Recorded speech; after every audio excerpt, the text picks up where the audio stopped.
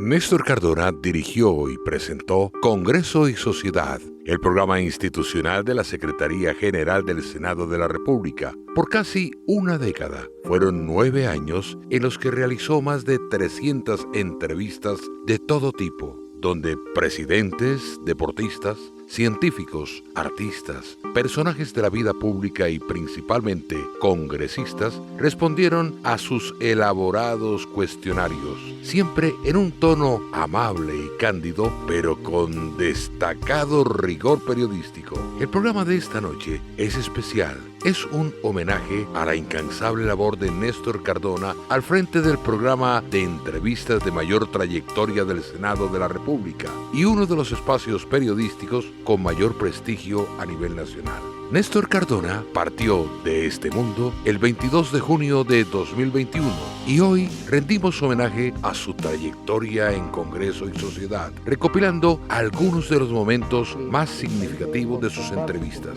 Les presentamos un fragmento de la primera entrevista que realizó para Congreso y Sociedad en 2012 con el secretario general del Senado, Gregorio El Hash Pacheco, quien había sido elegido para el cargo 2 meses antes. Usted hablaba de sentido de pertenencia del Congreso. Usted es un hijo del Congreso. La mayor parte de su vida profesional ha transcurrido aquí en el Congreso. Y ha asumido además posiciones de defensa del Congreso. ¿Por qué cree que el país debe conservar su Congreso y respetar el Congreso? En un régimen democrático, verdaderamente democrático, como pretendemos que sea el nuestro, el Congreso es la columna vertebral del funcionamiento de las instituciones. Es la representación legítima del querer del pueblo, que es el soberano. Y en esa medida, un Congreso débil representa una democracia débil que va a ser víctima tanto de los desmanes de la rama ejecutiva como de la pereza o la bulia de las otras ramas y órganos del poder público. El Congreso de la República, sea unicameral o bicameral, es el que dinamiza el suceso político, el que va a la vanguardia de las soluciones de la sociedad y se acompaña en esa tarea de la Presidencia de la República, pero de ninguna manera puede ser apéndice de ella ni estar sujeto a los mandatos de la rama ejecutiva. Por eso es que hay que, como demócratas integrales que somos, defender a cabalidad la intangibilidad de la soberanía del Congreso en tanto representación legítima de la voluntad popular y en tanto columna vertebral del sistema de instituciones democráticas. La última entrevista de Néstor Cardona se realizó el pasado mes de junio de 2021 con la gerente del Canal Capital, Ana María Ruiz. En esa oportunidad se hizo un análisis del papel de los medios regionales en el cubrimiento de las protestas. A nivel personal, ¿cuáles son los principales retos que le ha dejado asumir la gerencia del canal en las circunstancias que vive el país, de pandemia y de movilización social? Pues es un reto, cada día es un reto enorme. Teníamos lo que se llamaba la vida normal y los planes normales para situaciones normales, y la pandemia el año pasado nos enseñó que no podemos planear a un determinado tiempo y sentarnos a esperar que se cumpla, sino que cada día trae un reto, cada día trae una necesidad de responder rápidamente, cada día hay que hacer acoples, tanto en el equipo como en los contenidos, y pues estas dificultades que la pandemia nos marcó, yo creo que nos han llevado a no solamente a una manera de trabajar diferente, sino a una manera de entregar otro tipo de contenidos a las audiencias. Y eso es lo más importante. Congreso y Sociedad es un puente de unión entre el Congreso y la sociedad civil, un diálogo ilustrado con el mundo contemporáneo y sus protagonistas. En los siguientes clips de video veremos el aporte del programa a la divulgación científica y cómo Néstor siempre se preocupó por dar voz en este espacio televisivo a las mentes de los más consagrados científicos del país. En forma muy amable y muy familiar.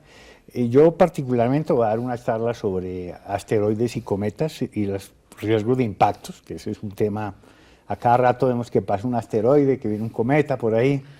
Y bueno, hay una realidad, una amenaza real. El planetario es el sitio donde se inician los niños en esto del estudio del cosmos, de la astronomía.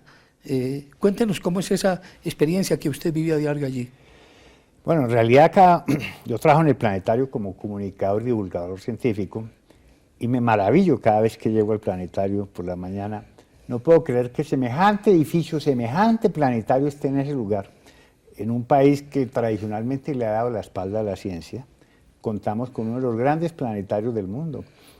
Un lugar en donde los escolares van a aprender temas que no ven en sus colegios, un lugar que es referencia para la comunidad científica y el público en general, para los medios, pero sobre todo un lugar en donde la gente se inspira, donde podemos cambiar la actitud hacia la ciencia, en donde realmente exploramos esas conexiones tan extraordinarias que tiene la ciencia con el arte, con la cultura, con la tecnología.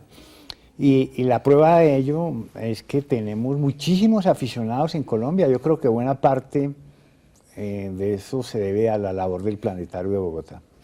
Y sin duda también a su labor científica. A usted lo llaman el Carl Sagan colombiano. ¿Cuántos libros ha publicado Germán Puerta sobre astronomía? Bueno, el primer libro fue en 1991 y llevo ya unos 18 libros. Sí. Desde el 2008, la Universidad Externado de Colombia abrió un pregrado en arqueología orientado a la formación de arqueólogos que estén en capacidad no solamente de conocer las herramientas de investigación de la arqueología, sino que sean profesionales del patrimonio que, además de hacer investigación arqueológica, puedan hacer gestión cultural y puedan hacer divulgación de sus hallazgos y divulgación en general de la disciplina arqueológica en relación con procesos históricos muy importantes para nuestro país. De hecho, usted viene de la Universidad Nacional y es antropólogo profesional. Sí, señor, soy antropólogo profesional, egresado a mucho orgullo de la Universidad Nacional de Colombia y vinculado con esta camiseta externadista desde hace unos años, haciendo hallazgos y preguntas relacionadas con cómo estaban organizadas las sociedades, de qué vivían, cómo era la adaptación al medio ambiente. No es lo mismo el medio ambiente de hace 12.000 años al medio ambiente de hace 1.000 o de hace 500 años. Entonces, entender este tipo de procesos son fundamentales incluso para pensar en nuestro futuro como sociedad. Aquí en Congreso y Sociedad con José Luis Socarrás, director del programa de arqueología de la Universidad Externado de Colombia. La ciencia tiene que apoyarse en verdades. Y nosotros prácticamente nos podemos llegar a un descubrimiento, pero ¿cuál es el descubrimiento? Se encontró con eso porque ya estaba, ya existía. Entonces son principios, hay que apelar a los principios fundamentales y esos principios fundamentales son los que permiten desarrollar una llamada ciencia. Entonces, ¿qué pasa? Que hay principios fundamentales, hablando por ejemplo de las curaciones de las culturas indígenas, cómo ellos han sobrevivido con lo que tienen. Y cada región del mundo, es que cada región tiene en sí misma, en ella, lo que necesita para sobrevivir, entre ellos la curación. Y por ejemplo, las plantas, ¿qué nos ofrecen las plantas? Las plantas nos ofrecen sus hojas, sus tallos, sus raíces, a los seres humanos y a los animales para sobrevivir. Y a eso alude precisamente su último libro, Flores de Bach y Equilibrio Emocional, que está presentando en este diciembre a los lectores colombianos. Sí, gracias por permitirme presentar este libro, que es el fruto de una investigación que yo he venido haciendo más o menos desde los años 91, 92. Anteriormente había escrito otro libro que se llama Guía para la curación con flores de Bach. Era un libro casi autodidacta, había asistido a cursos, había aprendido, investigué por mi cuenta muchos libros y escribí ese libro. Pero a partir del año 2009 y 2010 empezaron a llegar a Colombia instructores avalados por la Fundación Bach de Inglaterra. Entonces comenzamos a formarnos, ya como a acreditarnos en la institución que representa esto en el mundo, que es la Fundación Bach, y a raíz de eso hoy en día pues soy uno de los 3 únicos instructores Bach de Colombia, avalados por la Fundación Bach de Inglaterra. Hace poco terminé el 3er nivel, eso corresponde a un programa que se llama Programa Internacional de Educación Bach, y ese programa consta de 3 niveles, nivel 1, nivel 2, nivel 3. Cuando uno termina, recibe un título que se llama Bach Practitioner, se lo mandan desde Inglaterra. Y precisamente si usted ve la solapa de este libro, la última solapa, ve que el libro está referenciado por el director de la institución que llama Fundación Bach, de Bach Center de Inglaterra, que es Stefan Boll. Entonces, cuando uno ya termina los 3 niveles, le dan un título que llama Bach Practitioner, firmado entre otros por Stefan Boll. Luego, pues yo quise, y otras 2 personas quisimos hacer cursos para instructores, para que tuvieran que seguir viniendo de otros países.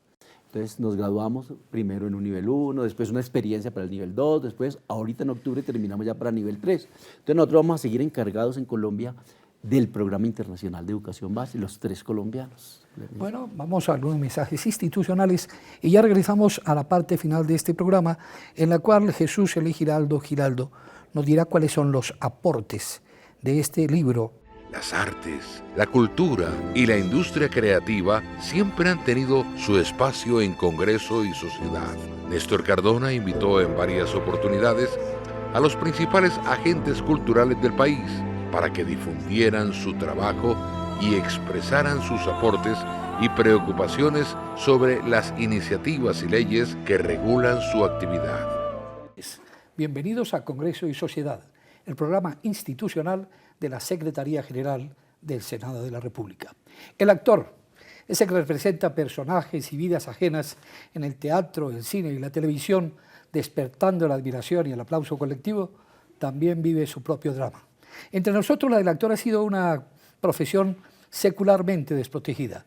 Para hablar de la ley del actor, que se discute en el Congreso, de la profesión, de su vida y muchas otras cosas, está con nosotros un líder y uno de los mejores actores de Colombia. Bienvenido, Julián Román. Muchas gracias, muy amable. ¿Qué es la ley del actor? ¿Qué busca la ley del actor? La ley del actor básicamente busca el reconocimiento como trabajadores en Colombia del actor. Los actores en Colombia hasta el momento no somos ni profesionales, ni empíricos, no somos absolutamente nada. Y por eso el trato hacia nosotros a nivel de trabajadores lo recibimos. Como no somos nada, tenemos jornadas de 18, 20 horas, tenemos que trabajar domingos, tenemos que trabajar festivos, tenemos una cantidad de cosas que queremos que seamos reconocidos como trabajadores y que la ley nos empiece a proteger como tal. Como profesionales, ustedes pretenden pasar que lo de la actuación debe de ser un oficio para convertirse en una profesión, que así sea reconocido legalmente. Claro, hay un tema ahí con la ley donde nos estamos cuidando mucho porque hay un tema legal con el término profesión. Lo que sí queremos es que la gente y sobre todo el gobierno, nuestros padres de la patria, entiendan que nuestra profesión siempre ha sido desprotegida y que esto se tiene que volver o tiene que tener una reglamentación. ¿Qué está pasando?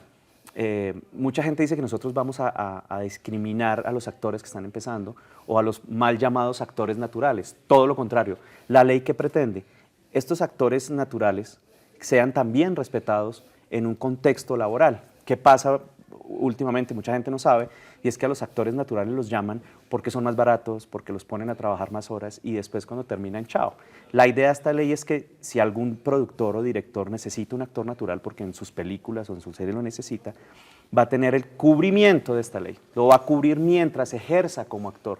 Entonces queremos es abarcar a todo este gremio que siempre ha estado desprotegido, a los actores de teatro, a los actores de cine, a esos actores que la gente ve en sus restaurantes y que los divierte en las tardes o en las noches. A ellos también queremos que la ley los proteja. Bienvenidos, amables televidentes, a Congreso y Sociedad, programa institucional de la Secretaría General del Senado de la República. Y aquí está de cuerpo entero para alegrar esta Navidad, con todo su talento, su carisma y su gracia, Noensi Mosquera Martínez, el bongo de Bojayá, la cantadora del Pacífico chocuano que se ha convertido en un símbolo de la cultura de su raza. Bienvenida, Noensi Mosquera, a Congreso y Sociedad.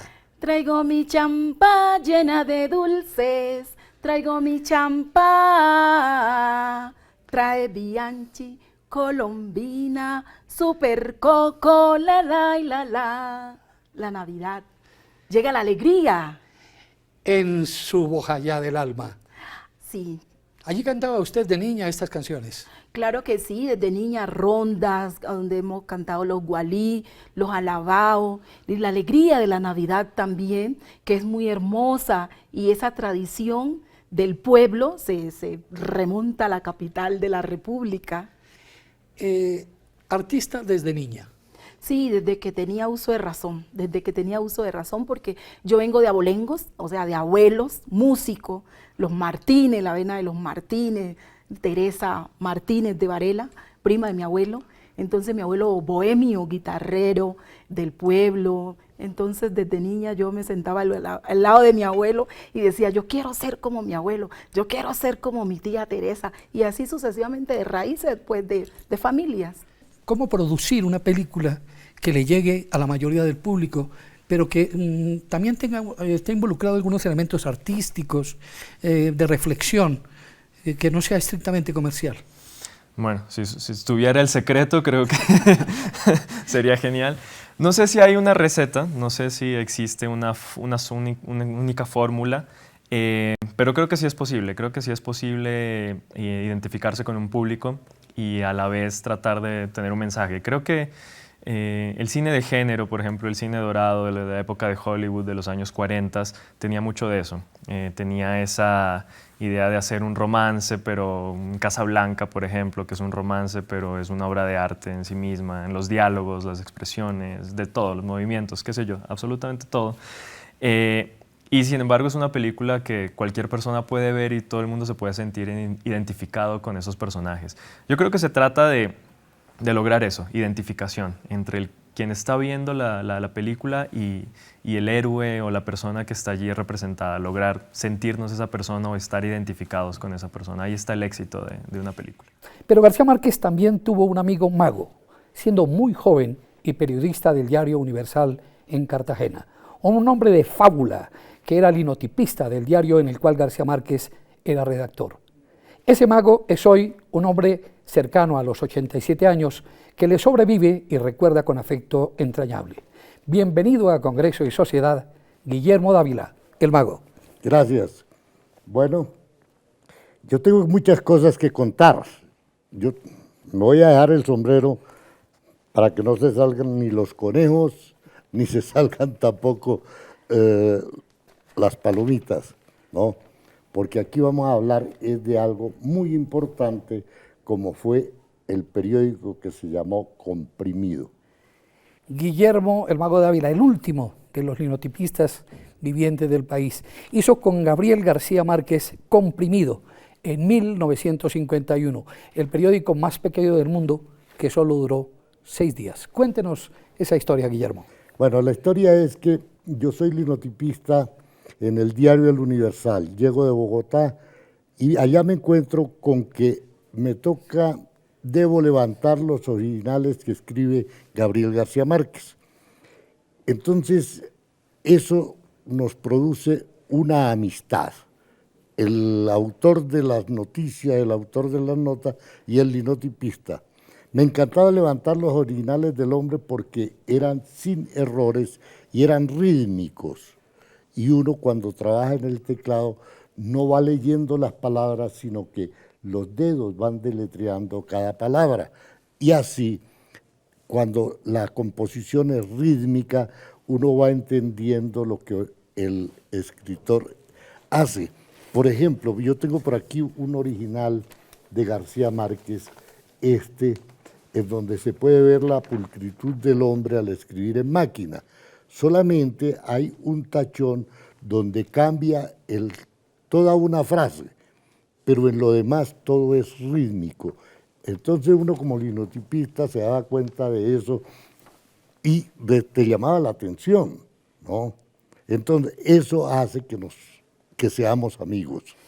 El Congreso de la República es la casa de la democracia y Congreso y Sociedad es el espacio donde se exponen los perfiles, acciones e ideas de los congresistas y políticos más destacados de diferentes ideologías políticas. En este segmento compartimos con ustedes algunos clips con las entrevistas que Néstor Cardona realizó a los más reconocidos expositores de la política nacional. Televidentes, muy buenas noches.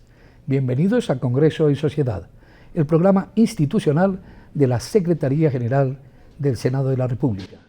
Iniciamos un ciclo con las figuras del Congreso.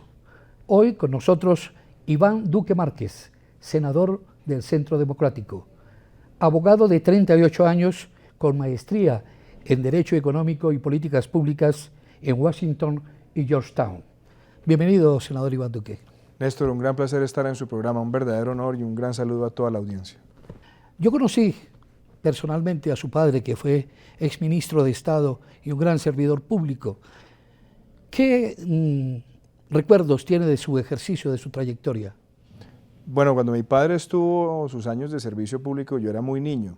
Básicamente él se retiró de la actividad política cuando yo tenía 9 años, pero sí quedaba en la casa el ejemplo de laboriosidad de mi padre. Mi padre empezaba jornadas muy temprano, estaba estudiando permanentemente los temas, se exigía mucho, preparaba sus intervenciones con mucho rigor y siempre trataba de en la casa contarnos qué era lo que estaba haciendo. Y de hecho, siendo yo muy niño, tuve la oportunidad de venir con él al Congreso de la República, que a mí me impresionó aquel día. Eso fue como en un diciembre de 1984. Había un debate muy famoso en ese momento entre Luis Carlos Galán y Alberto Santofimio Botero. Entonces le van quedando uno como recuerdos de esa etapa de la vida de él. También era una persona que estaba permanentemente escribiendo, analizando las coyunturas nacionales, internacionales, y mucho diálogo con mi mamá. Curiosamente, mi padre pues, estuvo mucho tiempo en la actividad pública, pero mi madre es politóloga. Y mi mamá también era una persona que estaba todos los días, siendo nosotros muy niños, insinuándonos que estuviéramos permanentemente viendo las noticias, leyendo, informándonos. Entonces era un ambiente de familia donde estaba la órbita familiar, pero al mismo tiempo la órbita de la preocupación por lo público y lo que ocurría en el país. Usted aspira a recoger en las urnas los votos de los colombianos indignados. ¿Por qué están indignados los colombianos? Por varias razones, pero hay una profunda y es por el tema de la corrupción. En todas las esquinas de Colombia hay un malestar con el tema de la corrupción. Entonces habitualmente se pensaba que la corrupción era unas manzanas podridas que estaban por allá en las regiones. Y lo que hemos descubierto es que esa corrupción tiene un nexo muy importante con este centro del poder en Colombia. Y esa convicción, entender lo que ha pasado, es un avance muy grande en la sociedad colombiana. Y hay un malestar profundo. Hay gente que quiere trivializar las cosas, pensar, repito, que unas personas no más, pero lo que nos ha demostrado la vida es que la corrupción es una empresa criminal más difícil de combatir que las guerrillas y las bandas criminales. ¿Y cómo erradicar esa corrupción? Yo le digo la fórmula, pero primero le digo cómo no, porque habitualmente en nuestro país, nosotros en Colombia, creemos, o algunas personas creen, que para cada problema lo que necesita es una ley, y con la ley resuelve el problema. Y aquí estamos en el mundo de las leyes, por supuesto. La casa de las leyes. En la casa de las leyes, pero esa no es la solución. El problema de la corrupción es un problema ético. ¿Qué personas escogemos? ¿De qué manera escogemos esas personas? ¿Cómo nos gobiernan? ¿Cómo entienden su relación con lo público? Necesitamos leyes, yo no voy a decir, por supuesto, que no se necesitan las leyes las necesitamos, pero el problema no es de leyes. En Colombia sabemos desde la colonia, echa la ley, echa la trampa.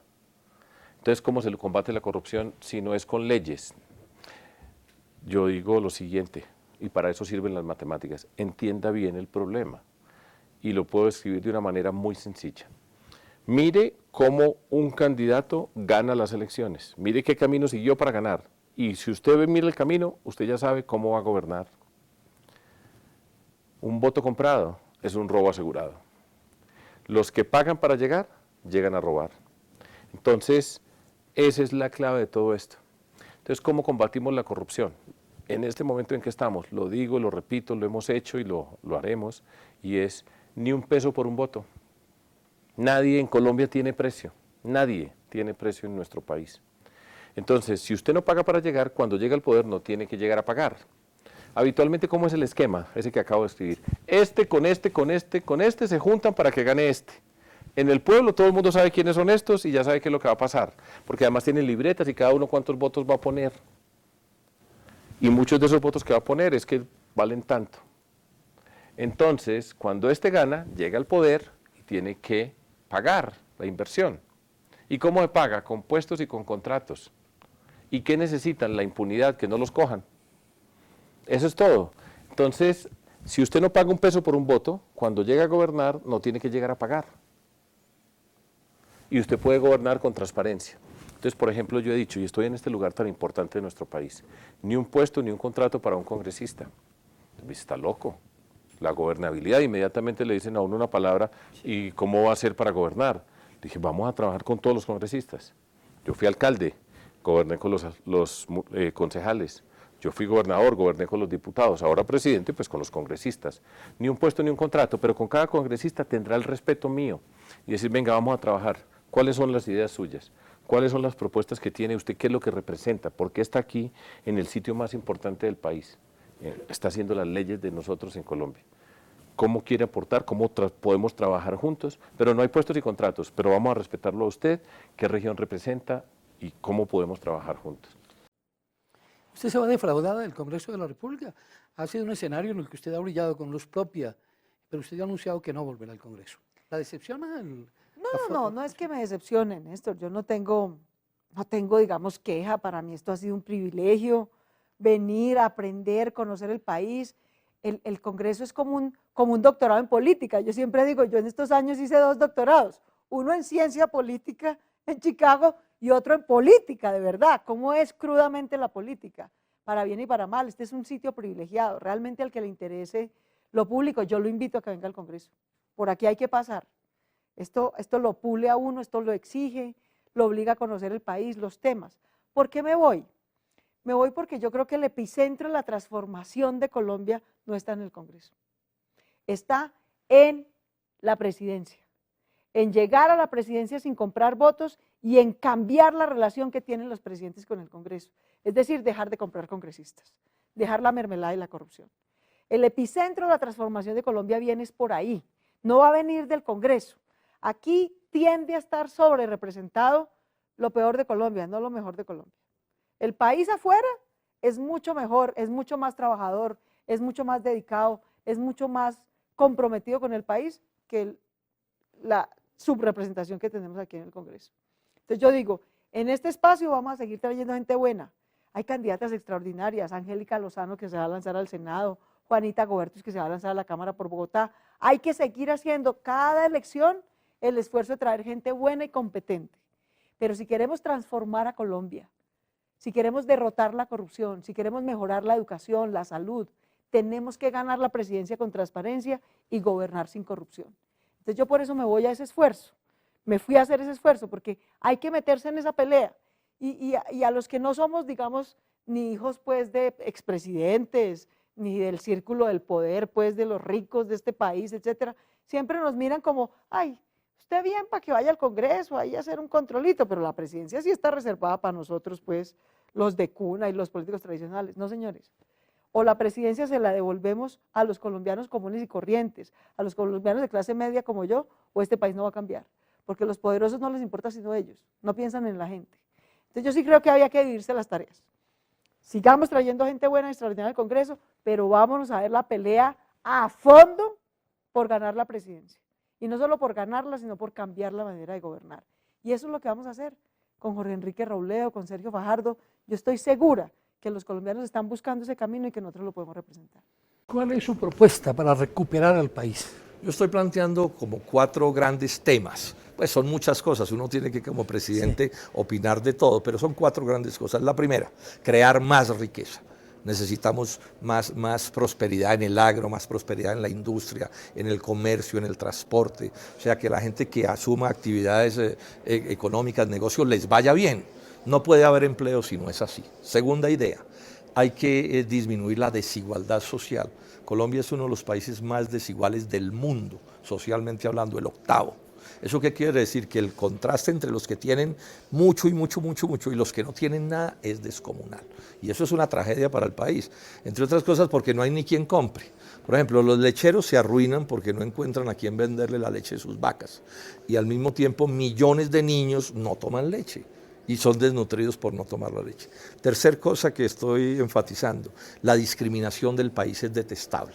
Aquí a las mujeres las matan y las maltratan por ser mujeres, a los negros por ser negros, a los indios por ser indios, a los gays por ser gays, a los niños por niños, a los ancianos por ancianos. Es una sociedad enferma de agresividad y de violencia. Y cuarta cosa que se menciona mucho, la corrupción es nauseabunda. El tamaño de la corrupción nacional, Néstor, es que uno no alcanza ni a describirlo, pero es una corrupción que tiene este agravante. Fue la manera que se inventaron los corruptos en política para poder gobernar de la peor manera y ganar las elecciones. Porque la corrupción en buena medida es una corrupción montada para robarse las elecciones literalmente, con plata, comprando jurados, falsificando documentos, etcétera, que les permite venir aquí al Congreso, gobernar de la peor manera, por ejemplo, un senador de una zona rural, arruinar a sus campesinos y a sus empresarios y así todo lograr que ellos voten por él. Es una cosa muy perversa, maquiavélica, o sea, la gente termina votando por su propio verdugo porque no entiende qué es lo que está pasando. Ese contacto suyo desde muy pequeño con la realidad social del país forjó una conciencia de clase. Sí, eso es definitivo, porque una cosa es que a uno le cuenten la pobreza y que uno le cuenten el barrio y lo que pasa, ¿no? Las noticias por lo regular cuentan siempre lo malo, que un atraco, que un asalto, que una violación, etcétera, pero no cuentan lo demás, ¿no? Esa masa que tiene sueños, esa masa que tiene metas, que anhelos, ¿no? Yo también quiero llegar a hacer algo, o tener un carro, o tener una carrera, o salir de este pueblo, conocer países, todo eso nunca lo cuentan los noticieros, pero uno lo vive ahí. Y entonces lo que uno entiende es que de todas esas personas que tenemos esos sueños, muy pocos los podemos cumplir, obviamente, porque estamos en un sitio donde no hay oportunidades. No hay oportunidades de empleo, de trabajo, de una beca menos, porque digamos los privilegios se los reparten en este país unos pocos. Y entonces por el camino uno va viendo que esos sueños se van quedando y la gente va desistiendo y se va yendo por otros rumbos. Y ahí es donde empieza, digamos, el país a descomponerse. Yo siempre les he dicho a todo el mundo, por ejemplo, Pablo Escobar, el mismo Popeye, si quiere metamos ahí a alguien del otro lado, un guerrillero terrible o un paramilitar terrible, todos esos hombres que han hecho tanto daño al país, en algún momento fueron niños, como los que yo les estoy relatando. Niños que jugaban pelota, que no decían groserías, que le hacían caso a la mamá, que mamaban de la teta de sus madres. ¿En qué momento esos niños inocentes se vuelven estos monstruos? ¿Y de quién es la culpa? Ahí es donde uno viene la reflexión. Todos éramos inocentes. Unos se volvieron narcotraficantes, otros paramilitares, otros delincuentes, secuestradores, lo que haya sido, pero todos sin excepción, yo no conozco ningún niño que cargaba un arma a los 4 años o que matara gente. Todos éramos inocentes. ¿Cuándo se rompió la inocencia? Entonces ahí ya vienen las culpas. Ahí uno tiene que decir el Estado, la familia, o es una cadena que involucra a la familia, el Estado, la sociedad, el barrio, los dirigentes, el alcalde que tenga uno en ese momento. Entonces termina uno exonerando. Yo precisamente, yo sé que me vas a preguntar sobre Pandilla, Guerra y Paz, pero Vicky Hernández, que era la abogada de los pandilleros, al final tira esta tesis, porque pues, uno traslada lo que su pensamiento y lo que ha aprendido a los personajes. Y entonces ella, cuando está ante el juez, con los 5 chicos aquí, la pandilla completa, se tira este discurso y le dice: ¿quién tiene más culpa, que este niño haya delinquido o este político que le robó su plata de la educación? Entonces ahí es donde viene uno también a entender a todas estas personas que muchos cuestionan con mucha crueldad, pero que no van al fondo del asunto. ¿Sí? Ese guerrillero detestable, ese paramilitar terrible, ese tal monstruoso, pero ya fueron a averiguar de dónde salió, de dónde nació. No nació en Suiza, no nació en Dinamarca.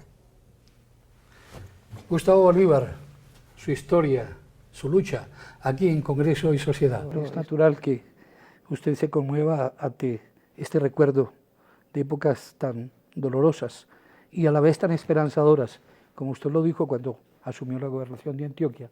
Pero ese hecho de la muerte de Guillermo Gaviria también marca un derrotero político en su vida, genera unos cambios profundos en su situación personal. quiero a los lectores, a los televidentes, perdón, leer este testamento político de Guillermo Gaviria. Quiero concentrarme, Eugenio, en tu gran capacidad, tu alto sentido de responsabilidad y la loable lealtad que has demostrado para con quien, en primera instancia, el programa de gobierno aprobado y escogido por los antioqueños y antioqueñas, y a través suyo para conmigo y la confianza que en buena hora deposité en ti.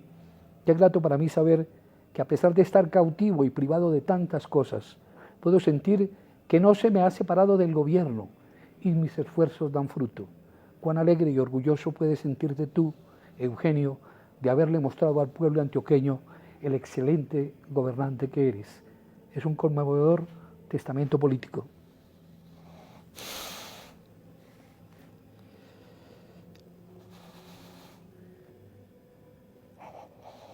Amables televidentes, este es un diálogo sincero del alma con el senador Eugenio Prieto. Vamos a algunos mensajes institucionales y ya regresamos.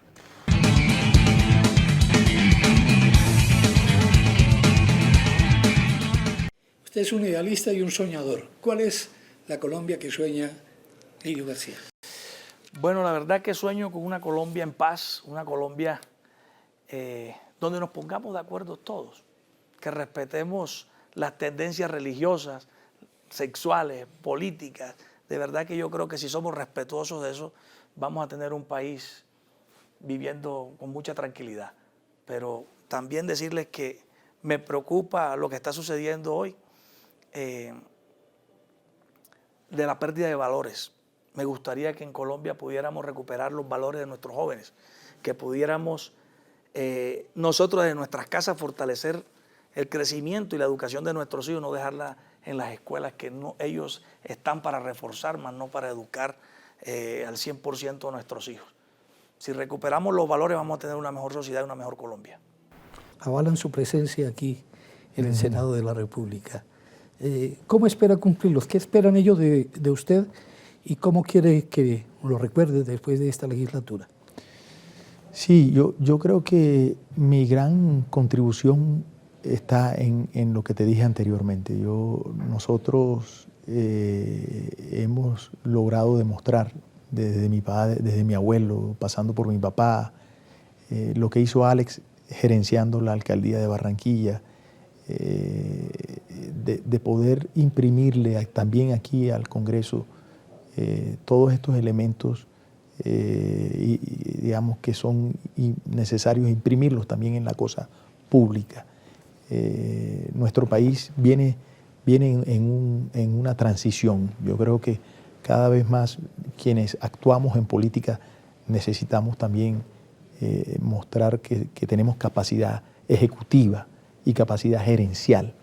Y al país todavía le hace falta recorrer ese camino de ser mucho más eficaces en la ejecución, de ser mucho más eficientes, de hacer las cosas en menor periodo de tiempo, con menos gente, con menos gastos de funcionamiento, como se hace en la empresa privada. Entonces, esos son los criterios que yo creo que podemos irle introduciendo poco a poco a la escena política nacional desde el Congreso. Congreso y Sociedad, doctor Juan Diego Gómez. Bueno, un saludo muy especial a usted y a todos los televidentes de este programa. Doctor Juan Diego Gómez, usted ha dicho en sus campañas en los medios de comunicación que está reivindicando el hecho de hacer política con valores. ¿Cómo se hace política con valores? Bueno, nosotros hemos venido trabajando un tema en Antioquia bien interesante. Desde nuestra trayectoria política siempre le hemos apostado al valor de la palabra y eso ha creado una marca política. Digamos, todo el mundo en Antioquia conoce nuestro equipo, conoce nuestra gente y sabe que siempre hemos trabajado con base en eso, por el valor de la palabra, tratando de recuperar esos valores ancestrales.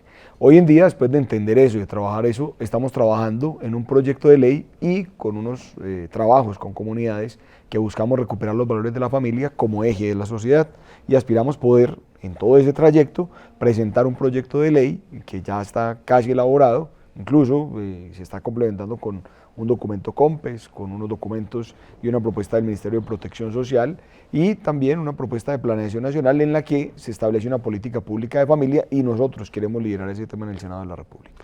Antes de entrar en ese tema puntual de ese proyecto de ley en beneficio de las familias colombianas, cuéntenos qué tanto hay de campesino en usted, que es nacido por allá en el territorio de Santuario, en Antioquia.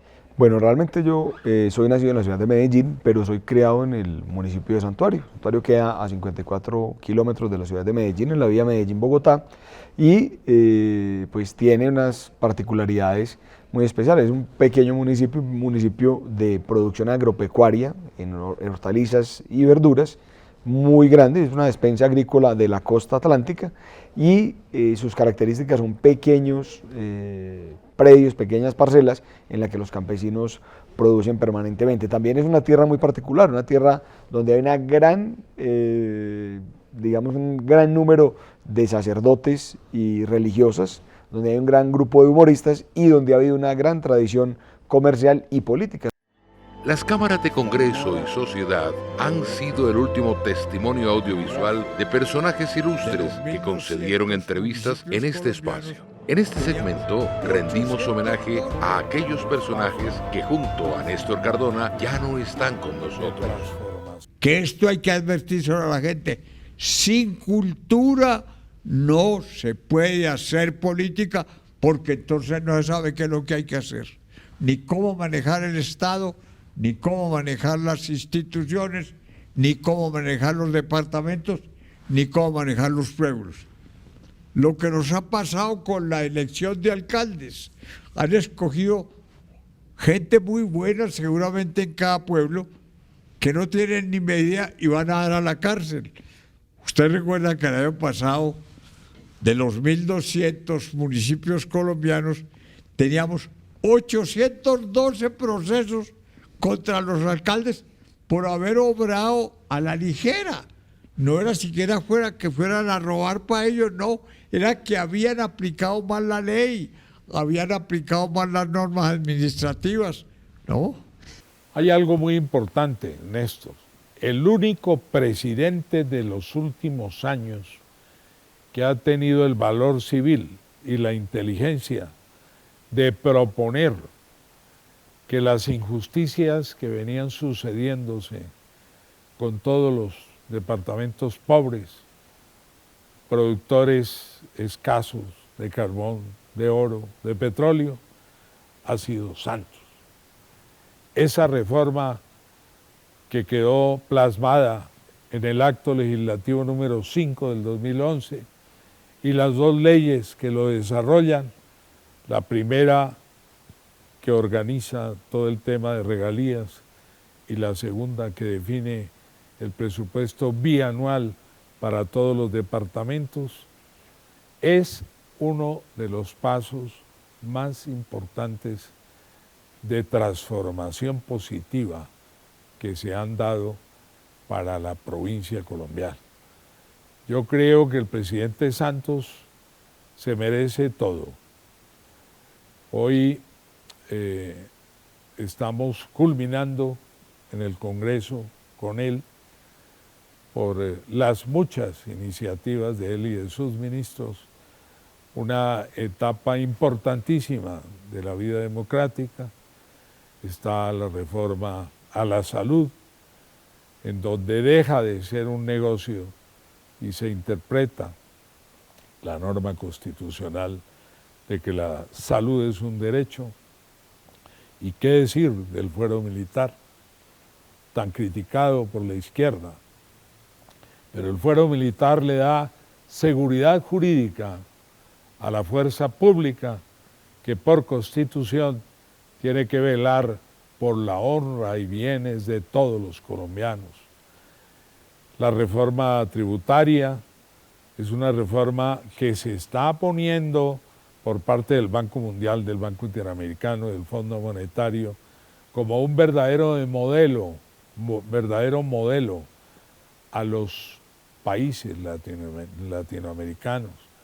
Yo creo que el balance es muy positivo y estamos realmente con mucho entusiasmo y en mi caso, como senador de la República, como colombiano, vería con magníficos ojos la reelección del presidente Santos. Muchísimas gracias, honorable senador Aurelio Iragorri, por su presencia aquí en Congreso y Sociedad. Hemos tenido un diálogo evocador, un poco de recuerdos. Usted intentó hace algunos años una aspiración presidencial, pero para utilizarla como una plataforma para movilizar ideas y proyectos que usted cree que servirán para modernizar el país y para ajustarlo a realidades contemporáneas. Usted es amigo, por ejemplo, de la unicameralidad, de un Congreso único. ¿Por qué? Yo creo que Colombia, nuestra patria, está en mora de afiliarse o de entrar a formar parte de casi un 70% de los países del mundo que hoy tienen Congreso unicameral. Congreso de 2 cámaras ya no le quedan sino a 5 o 6 países muy ricos donde sobra el dinero oficial, como Estados Unidos, Rusia, Inglaterra, desde luego, España, Francia y además Italia. Pero Italia, todos sabemos, ya está a un mes de aprobar en tercer debate la supresión del Senado y entrar a funcionar como Alemania con una sola cámara. Esos países, Alemania, desde sus orígenes, entendió Alemania que un Congreso unicameral es lo moderno, lo conveniente, lo funcional para cualquier país. Pero repito, solamente 5 o 6 países ricos y unos 40 pequeños países islas, tienen Congreso de 2 cámaras. Eso es muy costoso. La economía moderna ya no resiste congresos bicamerales. Afortunadamente en Colombia, donde el tema ha vivido descaecido, solamente este modesto ciudadano desde hace 25 años viene insistiendo en ese tema. Pero afortunadamente hace mes y medio, el actual presidente del Senado colombiano habló de la Cámara Única y se mostró partidario de dicha institución. Ojalá que se le escuche. Y de todas maneras, como ciudadanos, tenemos que exigirle a los próximos candidatos presidenciales que se pronuncien sobre la conveniencia de la Cámara Única para Colombia. Su muerte reciente privó a la academia, a la política, a las letras y al pensamiento de una de las personalidades más relevantes del siglo XX en Colombia. La Serna, fundadora a los 25 años de la Universidad de los Andes, fue un visionario, un humanista, un hombre que tuvo mucho que ver con el desarrollo de la educación superior y la formación de varias generaciones de colombianos. ¿Quién mejor que su hijo y digno heredero intelectual, el senador Juan Mario La Serna Jaramillo, para evocar en amable coloquio la vida y obra de este colombiano eminente? Bienvenido a Congreso y Sociedad, doctor Juan Mario La Serna. Muchas gracias, muy contento de estar aquí. Cuéntenos, ¿alguna vez le habló su padre de Einstein y de esa relación? Sí, claro, no, muchas veces. Muchas veces. Él conoció a Einstein primero, que creó un consejo directivo como en el año 50, pero luego en realidad la amistad con Einstein se hace a través de un matemático muy, muy importante, un hombre del nivel de Albert Einstein, que se llama John von Neumann, que es el creador de la teoría de juegos, en realidad de los computadores, fue el que hizo detonar la bomba atómica, hizo una cantidad de cosas. Y cuando mi papá fundó los Andes, había un caricaturista del tiempo muy famoso, que llamaba un húngaro, que se llamaba Peter Aldor, y le dijo a mi papá que si él conocía a John von Neumann. Entonces mi papá le dijo, pues sí, claro, pero como decirle, yo conozco a Cassius Clay, o conozco a fulanito, no sé qué. Y le dijo, bueno, ¿y por qué no le invita a Colombia? Y mi papá le dijo, ¿qué va a hacer John von Neumann en Colombia? Y el otro se volvió y le dijo, pues a visitarme a mí, es mi primo. Y John von Neumann vino a Colombia y luego mi papá por eso terminó en Princeton y terminó muy vinculado, conociendo muy bien a la gente del Instituto de Estudios Avanzados de Princeton, donde estaba Einstein, estaba Gödel, estaba un tipo que se llamaba Marston Morse, un tipo, todos unos tipos muy, muy importantes. Y estaba John von Neumann. Y entonces el que le abrió la puerta en realidad fue John von Neumann. Y pues las fotos en la casa, todo eso fue, digamos, mediado a través de eso. Y por eso fue que Einstein un poco le dio acceso, porque no era fácil, digamos, para un colombiano llegar uno por allá y fue a través de esa amistad. El 25 de junio de 2020, Néstor Cardona entrevistó a su hijo, Sebastián Cardona Sierra, cineasta y periodista, director de Arqueolombia, la primera serie de televisión sobre arqueología colombiana. En esa oportunidad hicieron un análisis sobre la coyuntura en la que la pandemia del coronavirus modificó los hábitos de todo el mundo, con la particularidad de que esta entrevista tuvo que realizarse de manera virtual. Usted y yo esperamos que después de esta pandemia universal del coronavirus, que ha traído crisis en todos los aspectos de la vida universal, nos encontramos con una nueva sociedad más solidaria y feliz. Muchas gracias por tu presencia aquí en Congreso y Sociedad. Lo dijimos a nuestro comienzo. Es muy grata esta conversación. Sebastián Cardona es mi hijo y me congratula mucho haber tenido esta interacción contigo para nuestro programa Congreso y Sociedad. Bueno, muchas gracias, padre, por tu invitación a tu programa, cual también fue mi programa en algún momento. Por último, quiero dejar a los televidentes con una frase de un filósofo muy joven. Él se llama Marcus Gabriel y él dice que sin progreso moral no hay verdadero progreso. Y creo que esta pandemia, esta cuarentena y esta invitación a encontrarse con la reflexión, con estos espacios en los que el ruido mundano del día a día se diluyó y nos permitió encontrarnos con nosotros mismos y reflexionar. Creo que esa frase es poderosa para llegar a una reflexión concreta que nos invite a hacer el cambio positivo, ¿no? Cambio que muchas veces dejamos en manos de otros y realmente viene por parte de nosotros. Entonces, bueno, muchas gracias y espero reencontrarme pronto contigo, que esta cuarentena no nos ha permitido estar en contacto, estar físicamente en el mismo espacio, pero sí cercanamente a través de los medios digitales. A ustedes, amables televidentes, los invitamos a contactarnos a través de nuestras redes sociales. Los esperamos aquí, en Congreso y Sociedad, en una próxima oportunidad. Los invitamos a seguir viendo Congreso y Sociedad, ahora bajo la dirección de Sebastián Cardona, guardián del legado de Néstor Cardona y profesional en medios audiovisuales que semanalmente abordará los temas más importantes para la sociedad y el mundo contemporáneo.